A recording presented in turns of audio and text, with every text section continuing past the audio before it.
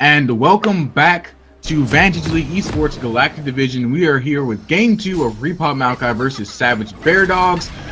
Sticks, Game 1 was kind of a rout, and it was more, we were talking off stream, it was more Bear Dogs' fault than it was Repop Maokai's comp winning out.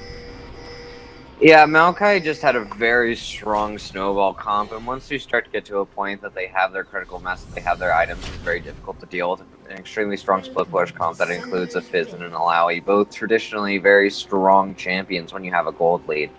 I think that there was a lot of counterplay potential for Bear Dogs, and I hope that they were able to reconvene in between these games and sort of figure out their communication, clear up a lot of those rotational mistakes, figure stuff out. Interesting comps for this game, though. Yeah, we see Skull's Head going back to that Gragas, Shaco taking the Hecarim, still playing a team fight backline disruptor like the Olaf. But we see 789 on the mid lane Morgana, possibly trying to anticipate that mid lane Fizz, but Ninja Blood just responded with a Vladimir, and then we see a bot lane of Ashe and Karma trying to even out that pressure that ADC Kai and Monster are bringing. They allowed them to have the Lulu and Caitlyn that worked so well, though, again. And then Grimgird took the Olaf. What do you think about this bot lane? Should they have allowed the Caitlyn and Lulu to go back into the hands of Repop Maokai? I think that in this period in the meta, it's very difficult to find chances to ban out things like Lulu, though Lulu is creeping up in priority in bans. I think that most of the bot lanes that you see are going to be as powerful, and Caitlyn as a mid-A tier pick with the S tier of Lulu is still going to be on equal footing with this Ashe and Karma, which are both up there in high A tier, S tier as well. So I don't think that there's necessarily a power differential in the strength of the bot lane picks. I just think that it's something that you have to deal with playing in the bot lane at this point in the season. And I want to highlight a little bit of cheeky play from Repot. Grimgird did start with the Raptor clear, and his bot lane actually went to lane first, so they may assume that he started at his blue instead of starting at his red. A little bit of cheeky play, so both junglers will be headed toward the top side first, and we might see some action there. But I also wanted to highlight a little bit of the team play. Like we said, it was a lot more of Bear Dogs putting themselves in holes individually than it was Repop Maokai making plays. So who do you really actually favor in this matchup, Sticks, between both teams and their team comps going here?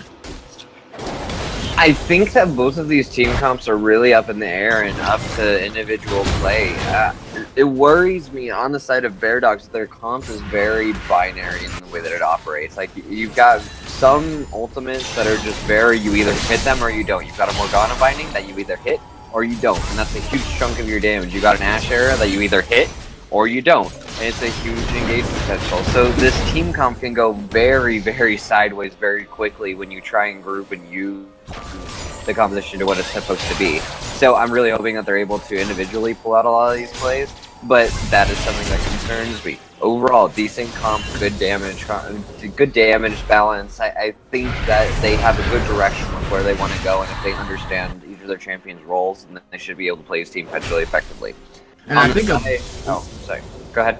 I was just going to say that I think that a big factor for Bear Dogs and their team fighting that they're going to rely on is the Onslaught Shadows. While it still is technically a skill shot, it's one of the more general skill shots. It's very easy to hit if you're coming from the right angle. And I think that's what they're going to rely on to start these fights. But we see Skull's Head going down low to hurt Leah early on this Nautilus. But we see Shaco here trying to back him up. He hits the charge, but Grimgard will be here to back him up. Hits an Undertow, gets first blood, and he'll go for more. He has popped the Ghost. This should be a very easy kill for him. He will give it over to Leah. She lands the Dredge line, and that will be a double kill going over to Repop Maokai already. And Gundam has just been playing extremely well in this jungle role the last couple games. He's had very good map sense, and he's been pressuring the map where he needs to pressure the map. And that was a very standard textbook counter gank into a tower dive with a very low top laner that was all of her disadvantages just compiled. I do think that on the side of Maokai, there's going to be a lot of backloaded damage. What I mean by that is that there's going to be a lot of damage that takes like a long duration to use in Caitlyn, in Vladimir. You want to have long extended durations We see a TP come out from her sleeve. She lands the dredge line. She also lands the E. The Piltover Peacemaker will come out to get the Ash. That's just another kill. A great macro play coming over from Hertisleia. They will not push his 3, however. Hertis will move toward the river, possibly lay down the rewards, maybe prep this Ocean Drake for them, and just more team fight coordination and more confusion coming out of Bear Dogs. That was just an overall really powerful play. You have to respect the Nautilus coming through the backline with this huge amount of CC. And I'm not really sure how easy it would have been to predict that. I don't know if they saw them place the board, but they should have at least known that it was a possibility. And we'll see actually the Morgana TP back to mid lane. That could be a costly summoner spell. Morgana, not something that you anticipate to be TPing into a fight, but if a 5v5 goes down, she could be missing. She is landing a lot of these bindings though. She actually pops the Soul Shackles and the Spell Shield. She will hit Ninja Blood. This could be a 1v1 going down.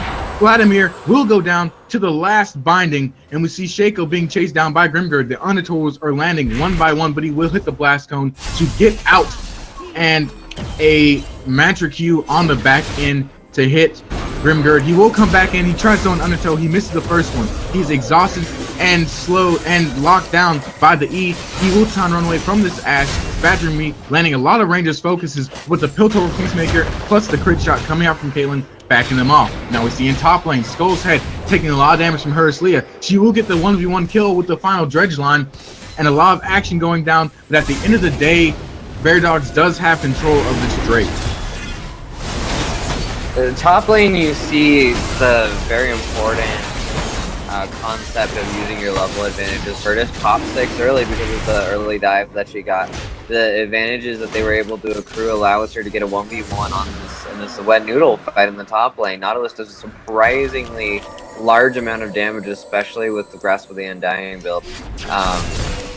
She's running Courage this game, but like she was able to use her ulti to force Skull into a fight in a position that he does not want when he's lower level than her without flash, and that's just pretty much free money for her.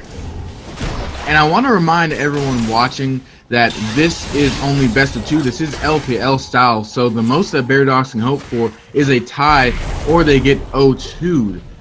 Now, we did see them grab that Drake. It will be an Ocean Drake, something that can be very important in the lane phase.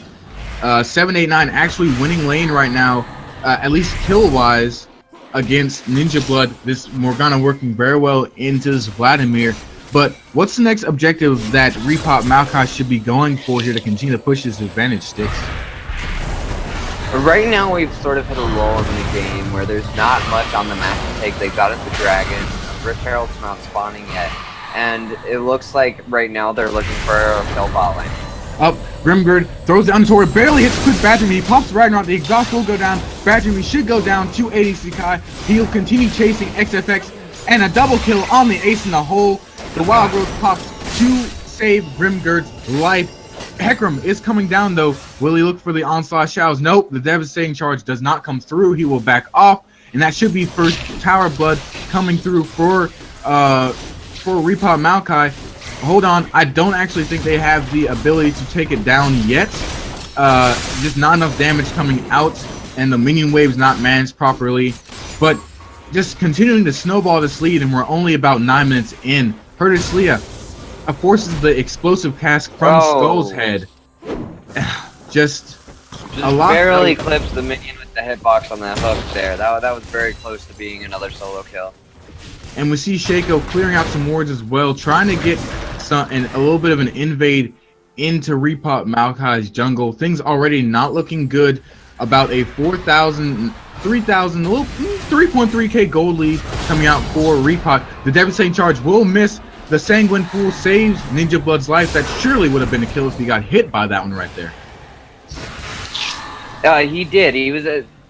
When you're hit by devastating charge, you are not actually disabled in any way. You are knocked back, but it is a displacement that does not actually interfere with your ability to cast spells. So champions like Vladimir are actually able to pop Duel in the middle of it and be able to move away. It's a very niche case and does not apply very often, but Vladimir is one of those champions that's actually very good against the Hecarim pick, just because he can pull out of pretty much any bad situation.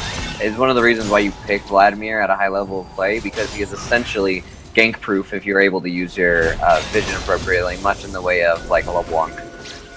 And maybe we'll see once he gets, I believe he's working toward the Proto Belt. Once we see the Proto Belt, he'll be able to take over this lane a little bit more.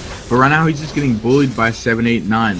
The CS lead in the lane, he's actually ahead, but damage-wise, he's taking a lot of damage near or under his turret.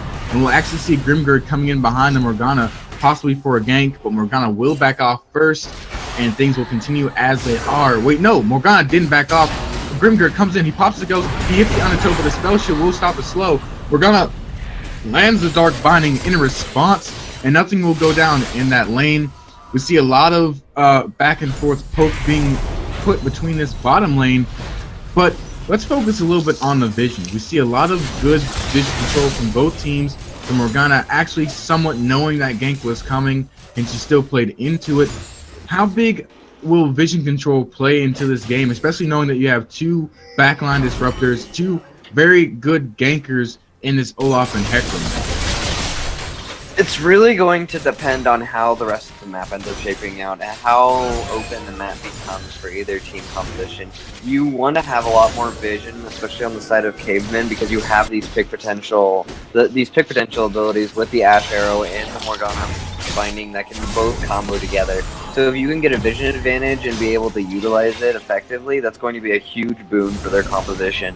I would like to see them continue to push their vision a little bit more aggressively once they get into this mid game, so that they can try to make some of these potential picks occur. But I think that overall we're going to see how the flow of vision starts to occur after the first tower starts to fall. And we see the Soul Shackles land on Ninja Blood too. They pop. Hecarim is coming in, devastating charge, lands the binding as well. But will Ninja Blood get out? Nope, the Onslaught Shadow does clip him down. He did pop the Hamo Plague before he went down, but I don't believe the damage from Grimgird will really matter there. Grimgird will try and come to mid lane to try and salvage this lane, try and make sure it does not push out of his favor. We see ADC Kai pressuring bot lane, and Monster Energy will pick up the kill on the help picks. And now ADC Kai looking for the other one. Does he have ace in the hole? I do not believe he does.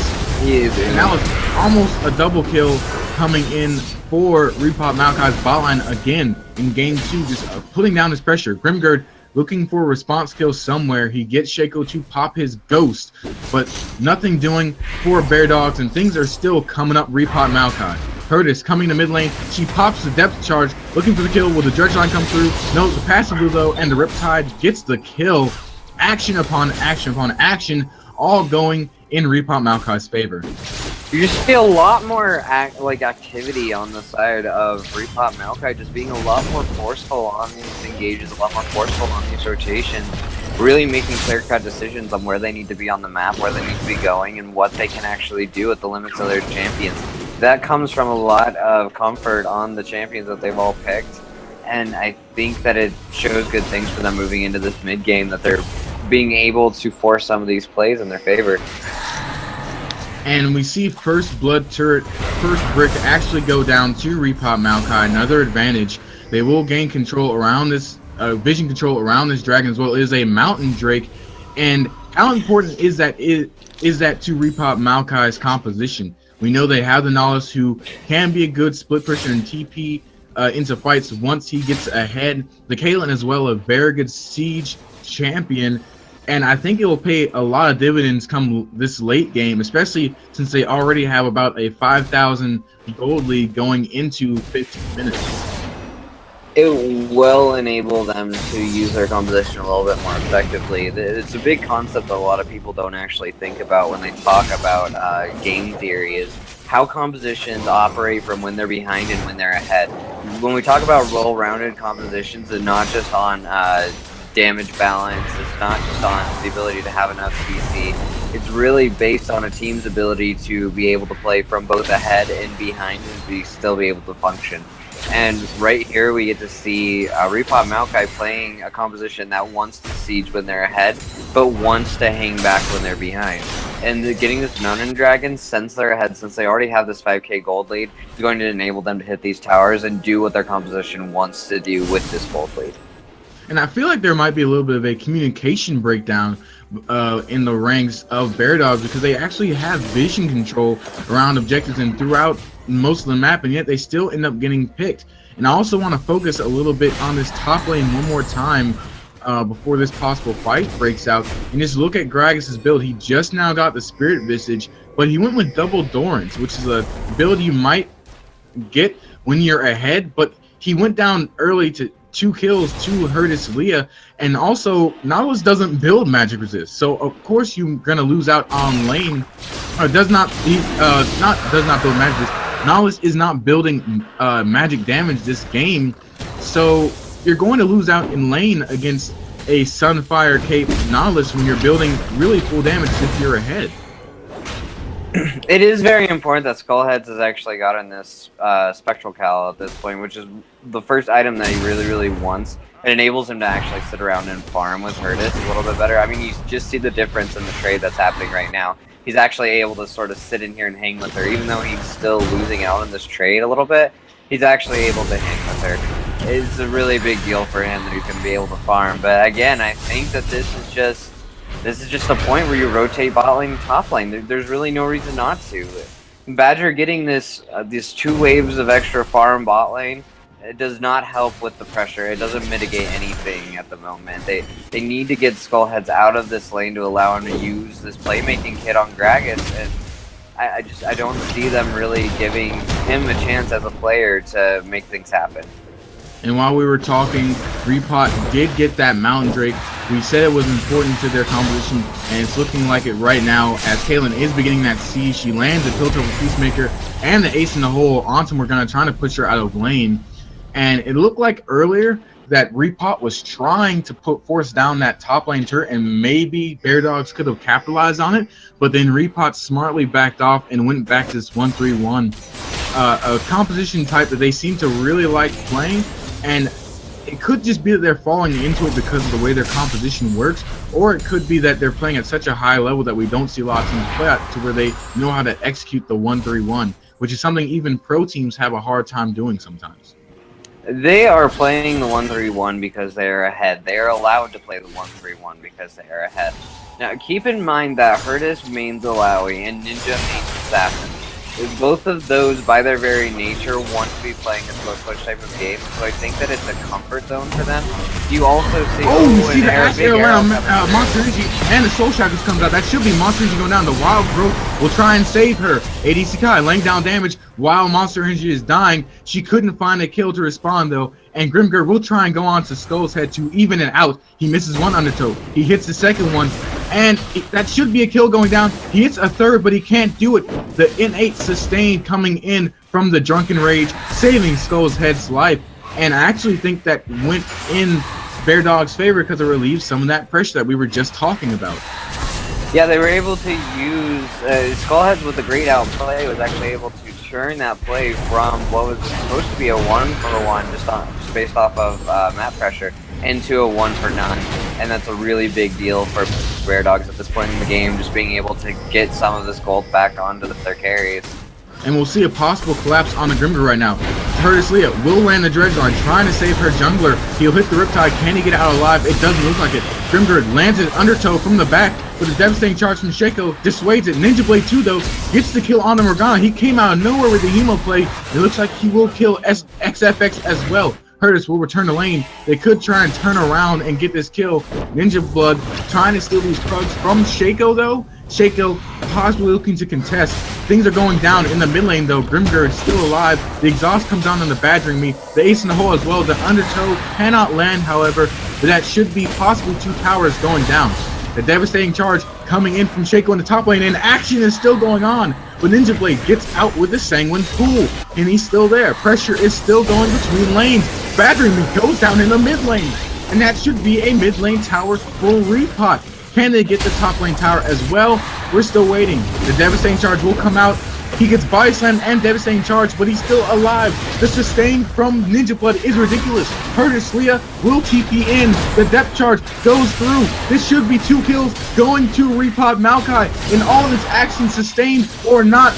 Repot comes out ahead 13-3. That's a top lane tower going down. And we might see a mid lane tier 2 as Wild Growth comes through. The Soul Shackles will stop Grimgurd, but he should get out alive. 789 will continue this chase. He hits the Dark Binding, and the shutdown comes in from the Karma on the Master Q, but as a top lane tier 2 being pressured now as well. And I need to take a break from talking. It does not matter if all of your damage is backloaded. If you literally let a Vladimir sit around and do 20 rotations of his spells over a 4-minute fight, it does not matter how well you play. If you let Vladimir sit around and do what he wants to do for an extended period of time, he's going to kill you all. Very slowly, very surely, he will kill you all. And just for the record, he was doing all that with a Hextech Revolver and a Spirit Visage. He is not back to use all of his gold yet. You just get to see the innate power of Vladimir's kit when he is played well and his positioning is on point. You just, when he's not able to be locked down and bursted before things like Executioner's Calling start to come out to really disable his ability to stay in these fights, Vladimir is an extremely strong pick. He's easily punished, but they kind of gave him a dream situation. And like you said earlier, this Repot Maokai composition is backloaded damage. Extended team fights are the name of their game. And with Fire Drake coming up, it could possibly go even further towards sealing the deal. The Dredger line does land, but the spell shield will make it immune. Ninja Blood cannot land any of his spells as well, and they will make him back off. But if Repot gets this Fire Drake, it could spell trouble for Bear Dog. Curtis Leah does land the passive. The Ripshot, he is disrupting. The Mantra E will land, but Ninja Blood is just going off on Ash. Can she survive? The Dredge line, not the Dredge line, the Depth Charge comes through. The Ace in the Hole for ADC Kai gets the kill, and Ninja Blood is unstoppable. He is just wrecking the back line, while ADC Kai focuses on his Hecarim in the front. And Hecarim will go down to the crit, and that should also be maybe even an inhibitor plus Baron and or this Fire Drake for Repot Maokai. And right there, just like really bad positioning on the side of Bear Dog, but like good punish by Maokai, seeing that the tanks were out of the fight there, being able to isolate them within that chamber around Fire Dragon. And once Vladimir gets into the back line, it's nigh impossible to stop him. After he hits that first Crimson Rushed Fusion, I think it's called, this Q. Yeah, Transfusion onto the AD carry. Your AD carry is pretty much dead. He can one rotation them, especially when he's ahead. And right now, with the limited amount of CC that they actually have, they can't kill this Vladimir. They have no response to him. They don't have the ability to turn him into a fluffy like Lulu can. They have a snare, which doesn't really disable him. They've got a Q from Morgana, which really doesn't disable him. And he's going to be able to... go down. Actually, hold on. Red Team did steal the Fire Drake. However, ADC Kai is in the back line, wreaking havoc on Bear Dogs, and they could not reach him. The Ash is trying to run. Persia flash forward to land the passes. The Dredge line comes through, and Quit Badgering Me will go down to Caitlyn as well. While on the back end of it, Grimgurd did get the kill onto Karma. They tried to stop 789, but the recall was too far into its channel. And while they did get the Dragon, the Fire Drake on the back end, giving up 4 kills is no bueno for Bear Dogs. That was a 4v5 with half of Maokai at half HP. And they got routed. Just unfortunate. Like... And the power, that was Ninja Blood, so one of their main damages was not there. Like you said, that was just ADC Kai dealing a lot of damage, and he could not be reached by Shaco on this Hecarim. He couldn't be reached, and he was just doing auto after auto, crit after crit of heavy damage. Grimgurd in that back line, just being a disruptor, and Herder Leah as well, just being that front line tank they needed her to be. And now at a 21-4 kill score and over 10,000 gold lead, Repot Maokai have now put themselves in the driver's seat. 789 will get hit by the Dredge line. The Depth Charge will go on the Skull's Head to try and get him out of the way. The Soul Shackles is on the Herder Leah, but I don't think it will stop him. The Grimgurd coming in, running at the speed of light with the Ragnarok, and they will wipe The team here, Skull's Head will get away. Ninja Blood does flash into the back line to put down the Hemo Plague. Will he survive? No, he is shut down, going solo. But Grimgird wants this kill. He wants Badrumi. He says, get in my belly, but she will not. She refuses, but he continues to go after Skull's Head. AC Kai now laying down more damage on the back, and this could actually be game. They are pushing onto these Nexus turrets. There's only 3 members of Bear Dogs up right now. Herdisley is trying to zone them off with her bulk. The devastating charge will come through for Shaco, but he'll go down next. Grimgird claims that kill. He has gone godlike, and he is not going down. AC Kai tanking the turret. Herdisley is so close to dead. Karma is back up. Grimgird trying to run away. He might go down to this, the Over's Read, but AC Kai still doing damage. Has not been touched. She will finally go down to Skull's Head, and the shutdown kill does go to him. However, Hertis kills Ash in response. It's a 2v2 right now. Can they get out? The Wild Growth gets popped, trying to save Hertis' life. Autos are coming through, but she's a tank. She can't do anything, but at the same time, she's saying, I'm too tanky for you. The Dark Binding comes through. The Tainted Ground also comes through. Tormented Soil comes through, trying to get the kill, and the kill will go through. The only one getting out of that situation was Monster Energy, but 26-8. The gold lead is still enormous, about 12,000, and now that's 2 Nexus turrets down for Repop Maokai and an open Nexus. And it was 14,000, but all the shutdowns they just got there, the 4 shutdowns that they were able to pull, actually pulled them ahead by another 1,000 gold. So now we see them close to 12,000 gold lead, and that's effectively another champion worth of stats. The 12,000 gold is about how much gold a regular champion would have at this point in the game, and just ridiculous. Both of these games have literally just been the story of my numbers are bigger than yours. What are you gonna do about it? And Beardog has not seemed to get the macro play to actually get some of these numbers back to where they're supposed to be. And Ninja just uncaring of 4 people in front of him says, "Fight me." Like, the only pick they can happen to try and get is on the Monster Energy, because Ninja Blood is sitting here sustaining, taking all this damage. Badger's coming through, but Grimgird coming in, running at the speed of light again, and Badger should go down here, and Shaco should be next. The rest of the team is running after Skull's Head, Gragas, and his Morgana. The onslaught charge tries to come through to save his life, but he goes down. A double kill for AC Kai. This should be the game. They're rotating toward this open Nexus. Do they have to kill an inhibitor? Yes, they do. They have to kill at least one. 789 taking a lot of damage, actually. He'll go down next. That'll be game. There's not much more to talk about right now. That's GG. Well played, man. Good God. He gets the tier 2 on the way in. He had a red buff. Just overlooking basic world principles, man. Free down, take it. Drop him from the team. Such trolls.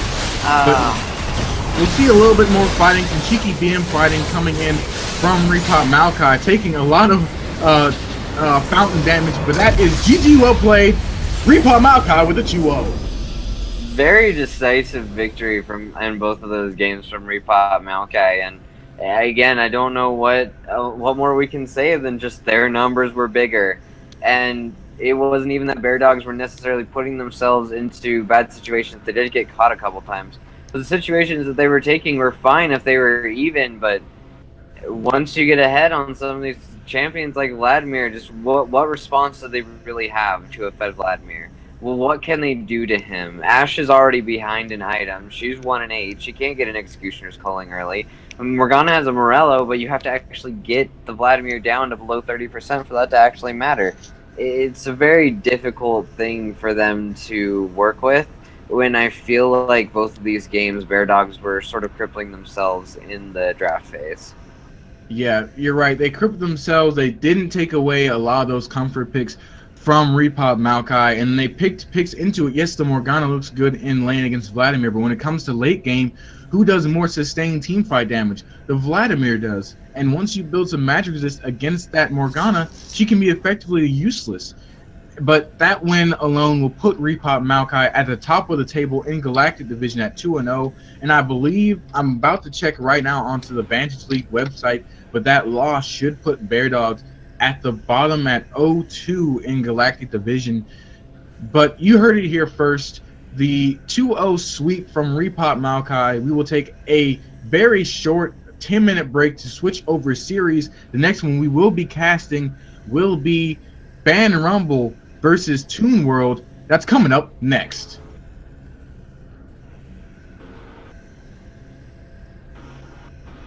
That felt good. It did. It felt really